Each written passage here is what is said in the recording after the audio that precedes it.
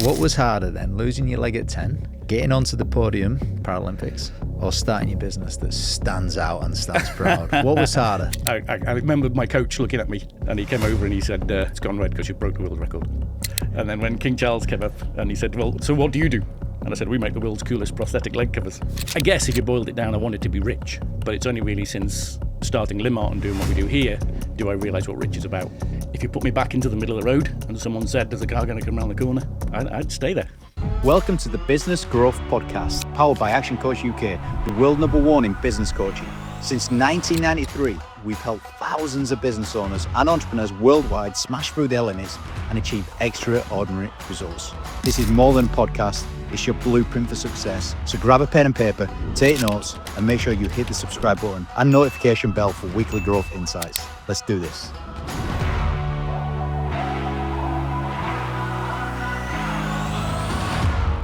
ActionCOACH, the help you need to grow your business.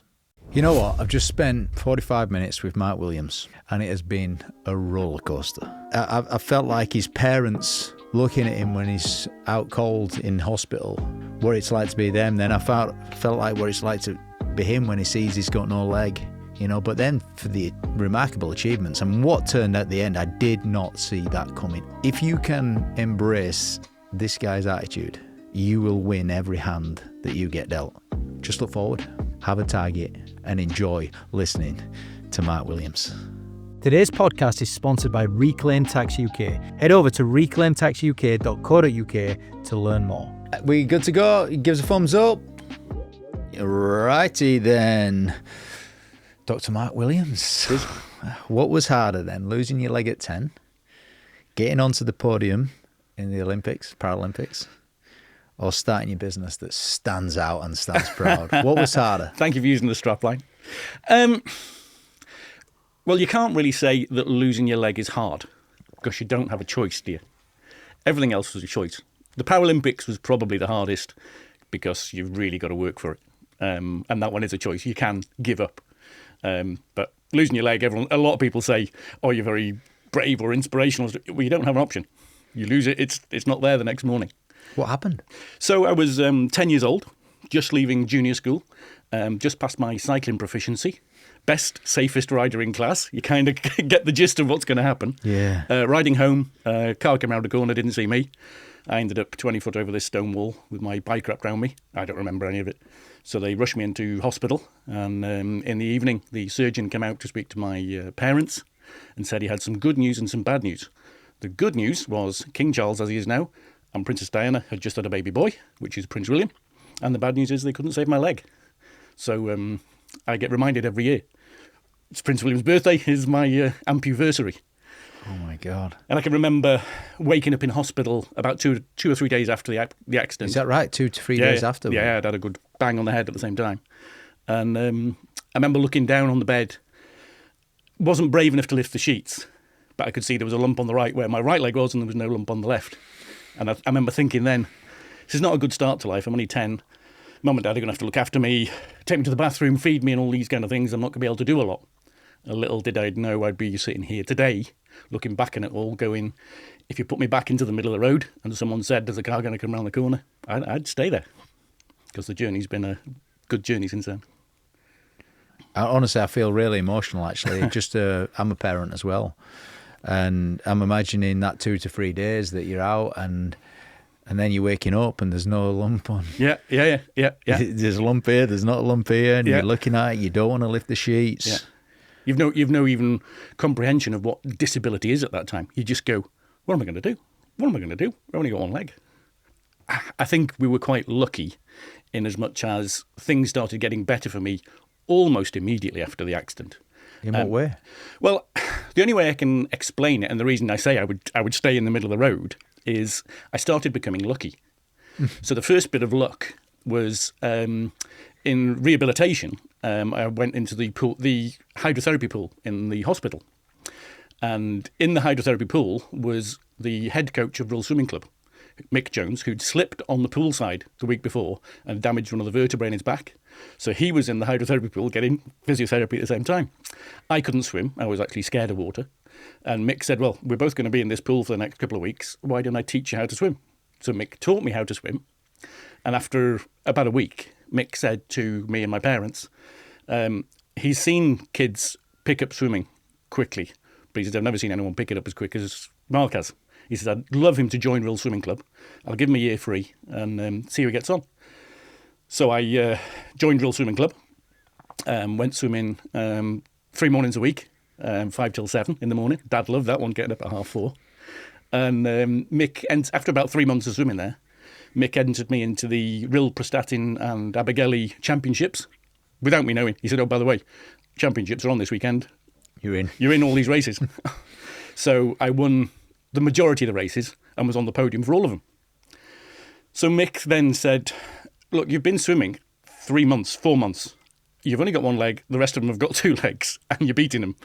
He said, there's got to be disabled swimming competitions out there. So he wrote, because this was before WhatsApp or anything like that, a letter down to the British Sports Association for the Disabled, based in Stoke Mandeville, the birthplace of the Paralympics, to say, is there disabled competitions around? And if so, how do we get Mark into them? So they wrote back saying, yes, there is disabled swimming. There's the UK Championships that are held every year here. And Mick had asked, what were the qualifying times? And they said, and here are the 4 times that you're after for the 100 fly, 100 backstroke, breaststroke and freestyle. This must be in 1981, 1982. 82 now, yeah. Yeah, because it was June 21st, 1982 was Prince William's birthday. So, yeah, we're at the end of 82, start of 83. So I looked at the times, and they were miles quicker than what I was doing, miles quicker. But they're UK qualifying times. So, and Mick said to me, and it's something I've never forgot, right through work and running a business now, is at least you've got a target. Let's go for it. So we focused on... Just a second. I want the listeners to appreciate that point. At least you've got a target. Yeah, yeah. It could be worse. You might not have a target. Yeah, yeah. I mean, some of the listeners right now, for some areas of their business, they've not got a target. No. As soon as you got a target, it's a good thing. Yeah, yeah. Doesn't matter how stretching it is or whatever. It's something to go for. And at least it keeps you in that direction, doesn't it? Yeah. So we simplified the target by dropping backstroke and breaststroke because I was miles away on them. The closest ones were butterfly and freestyle. So focused on butterfly and freestyle. And every week, a little bit off, a little bit off, a little bit off. And slowly we started gaining some pace. And Mick said, after about 4 or 5 months, right conditions, I think we might be in with a chance of beating these qualifying times. So Mick set the lane ropes up. I came in early one morning before everyone else had arrived and did the 100 fly and beat the qualifying time by... 4 o'clock start that day. Yeah. Beat the qualifying time by about 0.2. And Mick said, just have a bit of a swim down, relax, and we'll try the freestyle on the back of it and beat the freestyle one by 0.1, 0.2. So Mick then wrote back to the BSAD to say, Mark's now beaten the qualifying times. How do we get him into the championship? And about 10 days later, the letter came back. And I remember going into training in the morning and Mick was sitting on his chair, as he used to always. And he just looked at me and said, we need to speak. We really need to speak. And he showed me the letter from the BSAD. And they said, thanks for the times that Mark's done. There seems to have been a bit of a misunderstanding. What we sent you wasn't the qualifying times. What we sent you was the British records. So what I'd done was broke the British records in training the fortnight before. So they said, if Mark's really this quick, send him down to Stoke Mandeville. The British Championships are on in 6 weeks' time. So I turned up there and came home with 5 golds and 5 British records. So you officially set the break. Oh my! Yeah. I'm getting goosebumps here. My hairs are standing on end. Were you even bothered about your leg at this point? No. It was almost, in a funny kind of way, it was like it was a benefit to me, because none of this would have happened without the accident. So, and getting to have a British record, or 5 of them, was great. But obviously that catapulted me then into Team GB. Do you know what's standing out for me in that story is there was no time to wallow. No. At no point did you just like, oh, I wish it hasn't have happened to me type thing? You hadn't got, I mean, you've literally in hospital, you're going straight into rehab, you feel lucky that you've gone and met this person, and then there's a domino effect that's going on. Absolutely. And it's just like dominoes crashing out. I've got this picture of the dominoes getting bigger, and all of a sudden, like, you've just breaking the British record over a few years. Yeah. What we do know, that is you jumped up even further than the British records. Yeah. So I did quite a few different European meets and stuff like that, and then the letter came 1986 to say I'd been shortlisted for the Seoul Paralympics, and they were a real pivotal Paralympics, the 88 ones. And I remember getting the letter, and it was great. Page 2 of the letter wasn't so good, because page 2 said, don't forget there's no funding for this, so it's $4,000 to go, and you're going to have to pay for yourself. That's a lot of money back then, yeah. Yeah, and we didn't have money. I mean, that is probably $20,000 now, isn't it? Maybe more. Yeah. So we didn't have the money. And disgustingly, it doesn't happen today, fortunately, but disgustingly, in 88, some people didn't go to the Paralympics, not because they weren't quick enough, couldn't afford it. But there we go. But I was, again, super, super lucky in S4C, the Welsh TV channel, had literally just started. I speak Welsh. I would go to a Welsh school. So all the stars from Welsh TV channels came together and put a big concert on in my school. Do you ever stop smiling, by the way? No.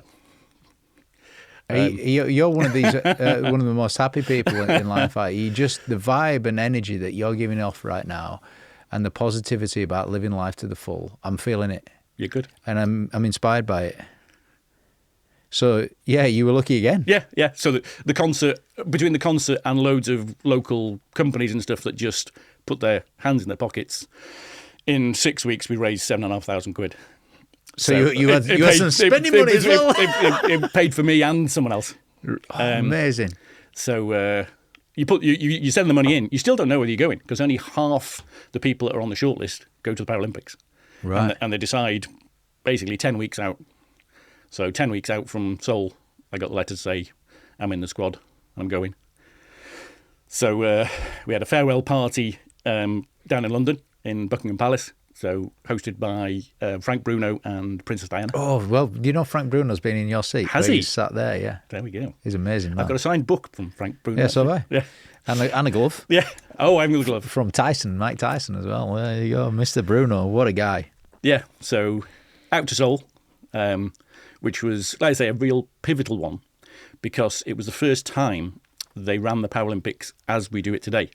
Because Paralympics, the name comes from Parallel Olympics, run at the same time. So is that right? Yeah.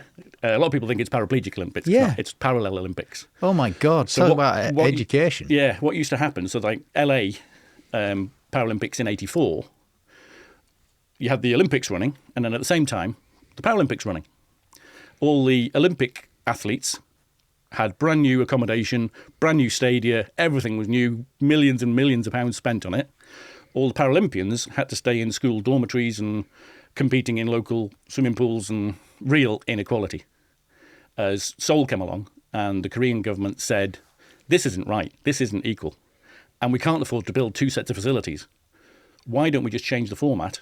We'll run the Olympics for 6 weeks, we'll have a week's gap, and then we'll run the Paralympics straight after, using exactly the same stadia, exactly the same facilities. And then that format stayed ever since. So it was a real time when disability sport was really getting recognised. Unfortunately, in Seoul, that wasn't on the top of my game. So the 100 fly, which was my stroke, I got silver and missed the gold by 0.2 of a second. And do you know, did you think you could have done that time? Yeah, could have done. I was fastest qualifier in the heats.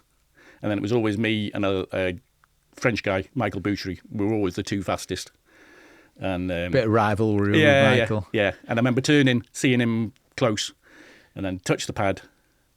Michael had touched the pad. We both looked at each other. Neither of us knew who'd won. And at the time, the digital scoreboards didn't do live finishing. It would only fill itself once the last person had touched the pad. Right. Who was like 7 seconds behind. So it's like the longest 7 seconds of your life. He touches the pad, and then I'd missed it by 0.2. And I remember going back to my room and chucking my silver medal in the bottom of the bag. And Really? well, you only go out there for one reason, and it's to win. And if you don't have that mindset, you're not going to win. Not everyone does. I've been to the Olympics, and some people go there and they know they're not going to win. They're just there for the experience. Yeah. And you can feel it, you can sense it, you can sense the pressure in there. Yeah. But some people are there to win. Yeah, yeah. And there's few that are there. So you were one of those. Yeah, yeah. You were there to Yeah. win. And if you're going to win, there's loads of people go out with a winning attitude and don't win.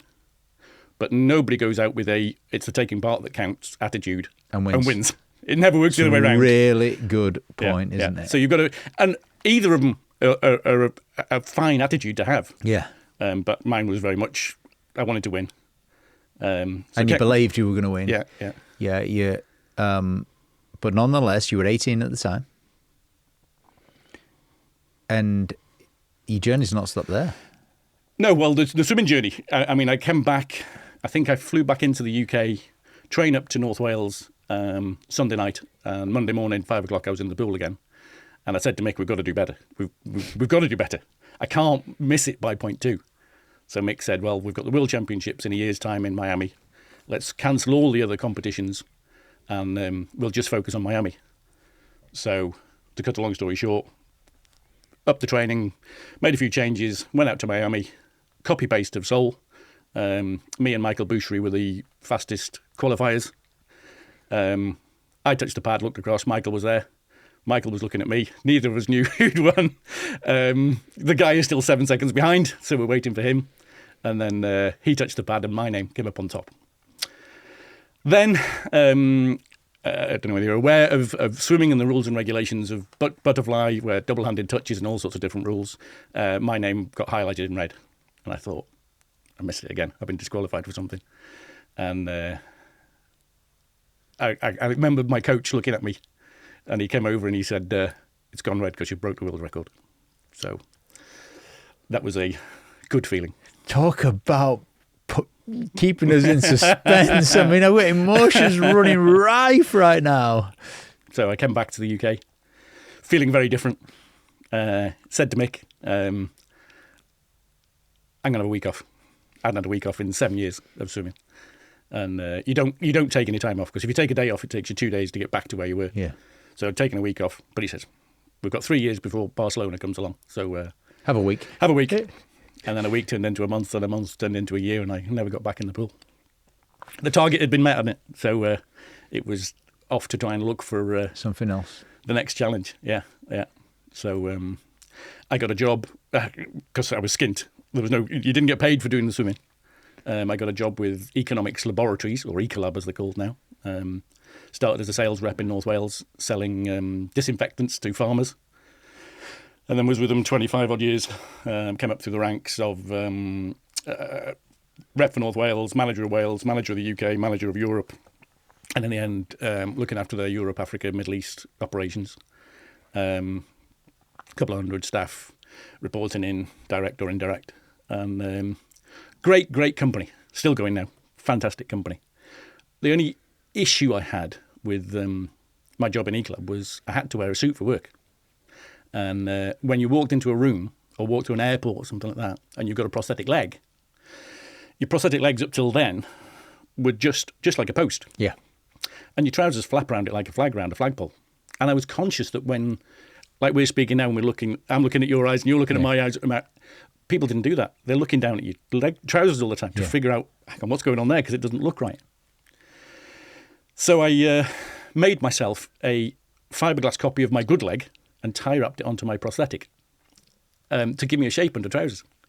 And I remember standing in the garden in Nant Lladron, where we live in North Wales, and it's always windy there, and my wife looking at me going, I can't tell which is which now. You can always see which is the prosthetic leg. So that was it. It worked great for work. Didn't look particularly great, but there we go. But you came up with an idea. Yeah, but it wasn't an idea for business. Absolutely was not. It was a selfish idea. I just wanted one for me. For my body image issue. That was all it was there for. And then me and my wife, Rachel, we bought an old 1962 Land Rover to do up, and it was absolute wreck of a Land Rover. So it took us a year to get it from a wreck to showroom condition. And I just finished spraying it, and I had about half a litre of spray paint left. It was 2-pack that was going to go off anyhow, and this stuff's like 40 quid a litre. I thought, shame, what can I paint? So I took my leg cover off and sprayed it the same colour as the Land Rover. So I had a Land Rover themed leg. What kind of colour was the Land Rover? It's like the light green. So the very first Land Rover that was ever built, and the very last one that was built was this light green. Right. And so painted it light green and put a sticker on it that was in my Land Rover book, was "One Life, Live It," which is Land Rover's slogan. I thought, that kind of fits. It does, yeah. And then we entered the Land Rover into a vintage show, the Denby and Flint, and they needed a picture of the vehicle. So Rachel took a picture of me sitting on the bonnet of the Land Rover with my Land Rover themed leg cover on. And it went on social media, on Facebook, on a closed group called UK Amputees. And generally the questions are things like, what foot has everyone got, and which is a good limb centre, and all these kind of things. But someone had put, what car does everybody drive? So I posted a picture of the Land Rover with me sitting on the bonnet. And within 15 minutes, I had a message from a amputee in Birmingham that said, where'd you get your leg cover from at school? I said, made it myself. Do you think you can make me one? Well, I suppose I could. So he'd lost his leg, crashed his Harley Davidson. So I made him a Harley Davidson themed one. And he loved it, took it to a bike meet where there was some other amputees there, because the two things go together quite a bit. And I had a message from a guy there, wanted a Suzuki themed one, so I made a Suzuki one for him. And it was a bit of fun. And still no real idea of this could be a business. And then December 17, I'd made a Christmas-themed leg that had LED lights in it. So I was wearing my shorts and T-shirt, because I never get cold, so I always wear shorts and T-shirt all the way around the year. I'd walked into Morrison's supermarket. Other supermarkets are available. On the way home, sitting about 5 miles from the farm, and walked into the Morrison's, and this little 4-year-old lad spotted my leg that was flashing different colours, escaped from his mum and ran up to me. He says, "Hey, mister, your leg's really cool." I said, "Do you want to see something even better?" So I got my phone out, and I showed him that if you touched different colours on the phone, the leg changed colour. And he was like, "This is the best thing I've ever seen." So his mum came over and saying, I'm sorry. I said, "It's fine. It's absolutely fine." And the little lad says to his mum, "Mum, do you think I could have one of these for Christmas?" It's like a little bit awkward. And she says, "Well, you can't, because the gentleman's only got one leg. That's why he's got a magic flashing leg. You've got 2 legs. You need to be thankful for it, and you can't have one." And he was dead disappointed. Anyhow, left Morrison's, driving home to Nant Lladron.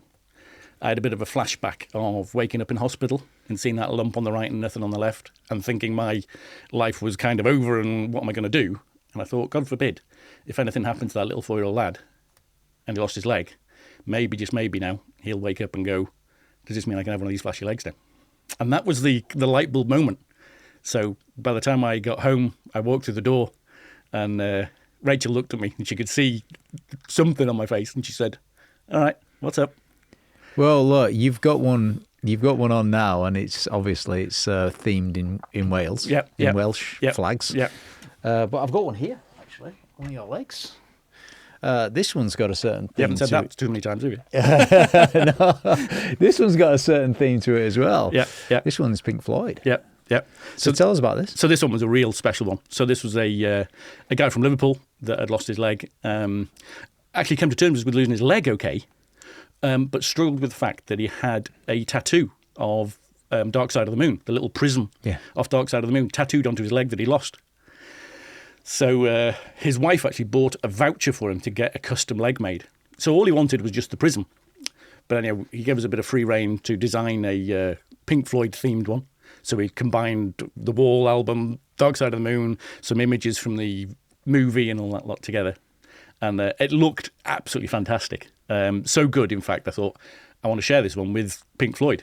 So I sent an email down to Pink Floyd's management company and got a email back within 5 or 10 minutes to say what we'd done was great, absolutely loved the design, and if you want, send it down to me and I'll sign it. Best regards, Nick Mason. So we sent it down, and guess what? Then Nick signed the back of it, and shine on Nick Mason. There you go, shine on Nick Mason signed. Yeah. In his office with his Formula One Ferrari in the background, which is when you know you're cool.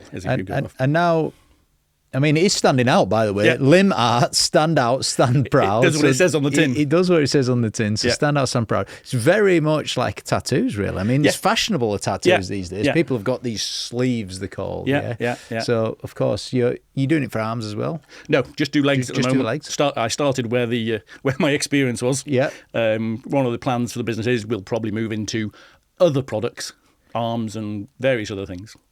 But you're selling now in 15 countries. Yep. Yeah. The T-shirt that you've got on, it says the King's Award for Enterprise. Yep. 2024, that was last year. Yep. You were recognised by the King. Yep. Yeah, so down to Windsor Castle for a one-to-one with the King as well. What was that like? Yeah, really, really good. So the year before, we'd made a coronation leg cover for the King's coronation.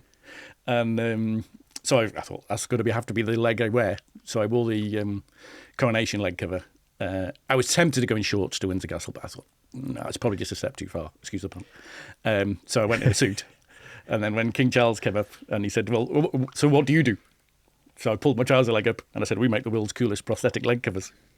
And he was laughing. And he said to his aide, the Lord Lieutenant, have you seen this? This is fantastic. I don't think there's many people who are going to want my face on their legs, though. So we had a real good chat, and he was really... He knew the business. He'd obviously been prompted a little bit, and recognised that we make a big difference to people's attitudes, not just the wearer, but the way people look at you. It makes that big difference. One thing that's definitely standing out is you're driven by purpose. Mm-hmm. You know, you're doing something that you love, you care about, that's meaningful to you, and it's making a big impact for other people. What have been your challenges along growing this business over the last 7 years? Probably the biggest challenge we've got is social media. Right. Because up until we started Limart, my social media was just Facebook, and I had about 12 friends on it who were proper friends that you actually met in the pub and stuff. And it was closed down. Nobody could find me. Yeah. And of course, you've got to flip that on its head. I think today I've got something like 3,500 friends or something on Facebook. Mm-hmm. I don't know any of them. I get loads of birthday messages of happy birthday from Idwal in Yugoslavia or somewhere. But it's trying to break that social media bit, especially when the algorithm works against you. Because you've got half of 1% of the population are amputees. So 99.5% of people have got two legs. So, of course, when you post stuff on social media about prosthetics and stuff like that, it doesn't get the clicks, does it? No. So the algorithm goes, 99.5% of people aren't interested in what you're doing. So it puts you down the list. So you've got to try and understand how the algorithm works and try and put stuff out there that's not just prosthetic orientated. Now, look, your business is doing well. Mm-hmm. And your challenge is the same as pretty much all of the listeners as well right now. It's awareness, it's attention, it's getting the attention of the right people. What's the vision for this business? So the vision at the moment is to pretty much carry on the trajectory that we've got. So the UK works really well now. Because you're in 15 countries. So, you know, in the next 12 months, how many more countries are you going to be in? Yeah. So the plan is to try and get into the sort of G28, the main countries that have got funding systems and healthcare systems, because half the world people don't even get legs, so that's not the marketplace to go for. But Australia, rest of Europe, Canada, we're just starting to look into. We're doing quite well in the US, despite the orange guy trying to import some tariffs and stuff on us, but we're still plodding away there. So it's really just trying to copy paste what we do in the UK into all those countries. And gain some interest from the big OEM players that are out there that actually make the legs themselves, because I can see in the future there'll be a good sort of collab with one of them. I think there's a universal lesson here that people can learn from you. You know, something you've taken something that kind of holds you back and you've turned it into a brand, a superpower. Mm-hmm. What's the big lessons that the listeners can take from that? I think the one lesson is the lesson from right at the very start is have a target, know what you want to do, and our plan was to make the world's coolest prosthetic leg covers, and if we can do that and make a difference, well, you're getting them signed. Yeah. And then at least you've got that vision, The other one as well is to go quick. A lot of people wait for perfection, and you'll wait around forever to get perfection. And my sort of view on it is, Don't wait. don't wait, just get it done. Go now. Yeah. Get on with it. Yeah. Go now. It doesn't guarantee it's going to be a success. If you go fast, you can get some great disasters and you can get some great successes. If you go slow, you still get the great disasters, but you just don't get the great successes because someone else will have beaten you to it. Do you know what? I'm a big believer in the majority of people, they know a few things that they should be doing right now that they're not doing right now. Yeah. Especially stuff that's connected with purpose and, connected to growing. Yeah. And the challenge becomes doing that, doing what you know. Yeah. And also, I think... Quickly. Yeah. Do it quick. And also, make sure you're going to enjoy it. Because... How do you enjoy it? How do you enjoy it? Yeah. I think with anything, when you're looking, it doesn't have to be a business. When you're looking at anything you want to do, if you think of yourself of what I'm going to do Friday, you don't think of something that you don't like doing and go do it. You do something you enjoy. And making the leg covers and making that difference to people makes a big difference. And I think there's too many people look at a business and go, oh, I can make 6.4 million out of this. This is going to be great. When it's actually disaster, because the journey's never all up. You get ups and downs, and anyone can run a business when it's on the way up. But when it's having a real tough time, and you're having a tough time, and you don't actually enjoy doing what you do, is when you quit. Because we love what we do, and probably the lesson I've learned out of it would be my sort of 25 years with Ecolab. I always wanted the next best position, the next promotion, the next best company car up the list and all them kind of things. I guess if you boiled it down, I wanted to be rich. But it's only really since starting Limart and doing what we do here do I realise what rich is about. And it's nothing to do with money. Rich in every sense of the word. Yeah. Bringing happiness into people's lives. Mm-hmm. Changing how people feel. Yeah. Being a tattoo artist without being a tattoo artist. Well, when we started the business, I wrote on the wall some key things that customers were going to say about Limart if it was working right. And it was great customer service, great value for money, great design, delivered on time, great packaging, all them kind of stuff. And since we launched the business, no one's ever said any of them. We get stuff like, this has changed my life. I used to walk into a room, feel awkward because someone would look at you, they'd look at your leg, you'd catch them looking at your leg. They know they've been caught now. It just becomes super awkward until someone eventually says, if you don't mind me asking, how did you lose your leg? Which is a rubbish way to start a conversation. But you walk into a room with a pink Floyd one on, or a Welsh flag, or a pint of lager one. We've done pint of lager ones that we changed Stella Artois for naturally legless. Could go out to your Ireland and do a Guinness. Yeah. Or we've got a Guinness one, but that one says legless instead of Guinness. Okay. And people go, oh, what a cool leg. So it doesn't just solve the problem, that awkward stare, it turns it completely on its head. And it makes you feel different. Absolutely. I hadn't worn a cover until we invented them 7 years ago. It's the last word on there. It says stand out, stand proud. Mm-hmm. You feel different when you're wearing this. You feel a sense of self-pride. Absolutely, yeah. It's a bit of a fashion statement, really. Yeah. You didn't strike me as a bit of a fashion guru, but you are, aren't you? Yeah. And it is amazing the difference it makes. I did a talk for the Welsh Government last year, and the head of Welsh Government for their exports invited me on the stage, and he said, I want everyone, Mark's going to come up and just give you a few words. But when he comes up, have a look at his leg. So I went up on stage and and talked about how we started Limart. And then when I came off the stage and I was talking to him after, and he was asking about the difference it makes. And I said, well, just have a think about what you said when you invited me on stage.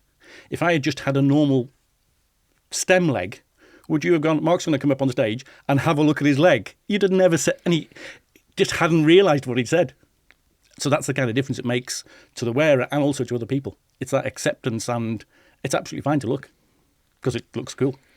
Look, on the off chance that some of the listeners have got a child that's gone through some kind of trauma, Because there might be. I mean, your story it's a story of turning trauma into a superpower more so than anything. Yeah. And you might have been a shy young boy, but you're ridiculously confident. And if those parents or those children that are listening to this right now, if they could hear one thing from you that have gone through this trauma, what would it be?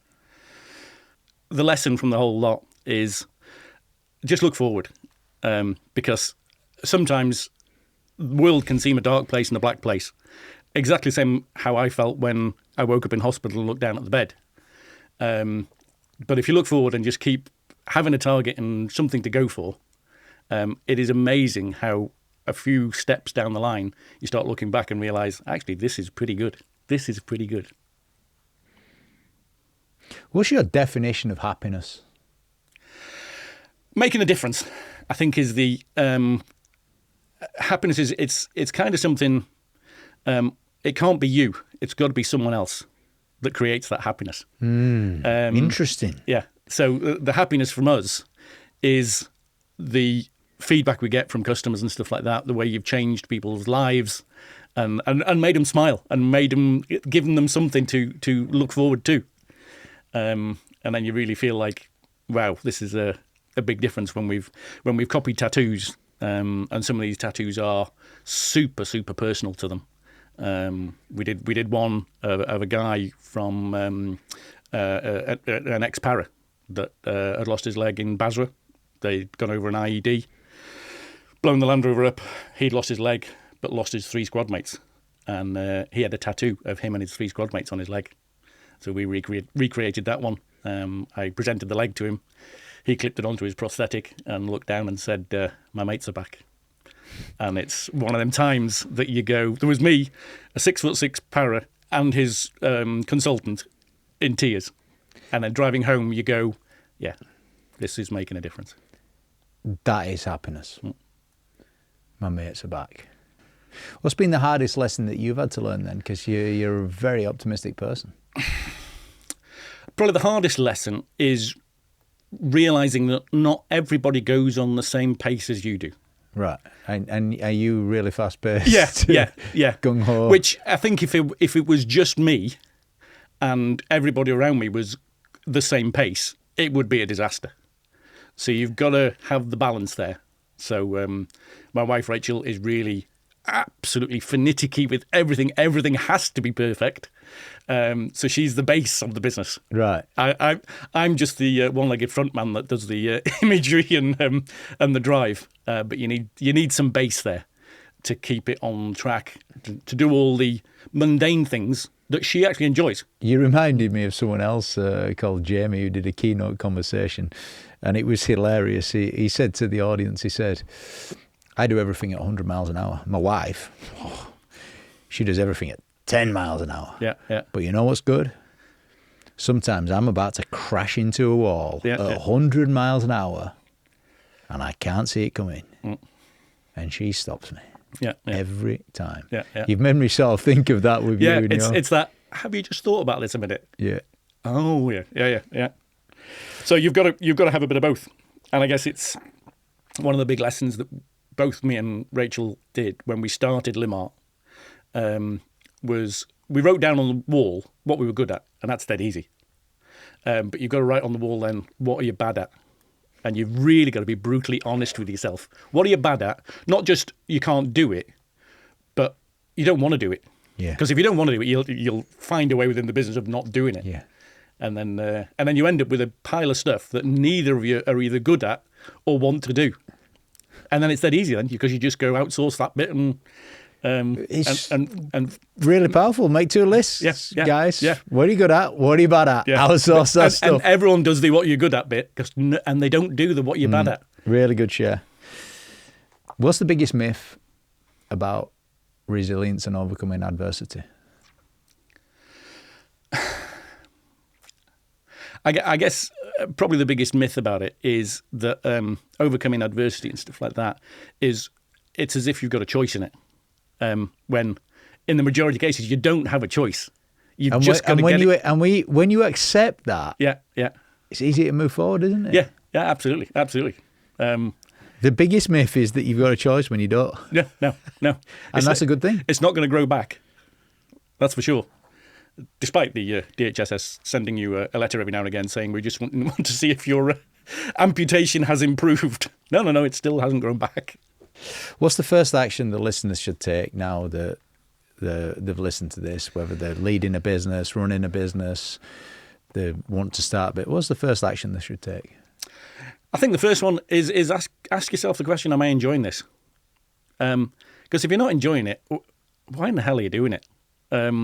Do something that you're going to enjoy. And if what you're doing, whether it's a business or whatever, you're really not enjoying it, your first action is, how do I either turn this into something that's enjoyable, or how do I quit it and find something to do that is enjoyable and makes a difference? Because I think too many of us end up working 60, 90 hours a week, and that's 90 hours that you're not enjoying if you're doing something that's just there to try and make money or do something like that. You haven't got time to spend it. So make sure you enjoy it. If you're enjoying it, pretty much everything else will just fall into place because you'll love it. And working 120 hours in that week because you have to, doesn't matter because you enjoy it. Work's only work if you don't enjoy it. So, Matt, what was your favourite bit? My favourite bit is actually coming down to London, because the difference between North Wales, where we are outnumbered 3-1 with sheep, and then the closer you get to London, that ratio changes and changes and changes. Since I've been in London, I haven't seen a sheep in the last 24 hours. So coming down here, meeting you, it's great, and it's a different, keeps it fresh, doesn't it? Keeps it fresh. And Matt Williams, thank you very much, sir. Thank you very much indeed.